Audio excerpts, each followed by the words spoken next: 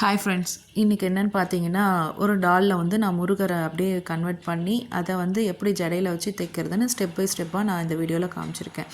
எனக்கு முருகர் கிடைக்காதனால எனக்கு வந்து ஒரு லேடி டால் தான் கிடச்சிது. அதை வந்து நான் லேஸ் வச்சு ராஜ அலங்காரமாக காட்டணுன்ட்டு வேலெல்லாம் நம்ம ப்ளவுஸ்க்கு வந்து இந்த மாதிரி ஸ்டோன் வச்சது நம்ம பேட்ச் ஒர்க் செய்வோம், அதிலேருந்து வச்சு நான் ரெடி பண்ணேன். இந்த மாதிரி வேல் ரெடி பண்ணிவிட்டு அதுக்கப்புறம் அதுக்குடைய பொட்டை கூட நான் மாற்றிட்டேன். நல்லா ரிமூவர் வச்சு ரிமூவ் பண்ணிவிட்டு நான் அதுக்கு திருநீர் மாதிரி செட் பண்ணிவிட்டு அப்புறம் மயிலிறகை வச்சு நான் வந்து இதை அப்படியே முருகரை வச்சு செட் பண்ணேன். இவ்வளோதாங்க. அப்புறம் நந்தியாவட்டை பூ வச்சு ஒரு ஸ்டெப் பை ஸ்டெப்பாக கொடுத்துட்டு ஒவ்வொன்றா நம்ம ஸ்டிச் பண்ணணும்.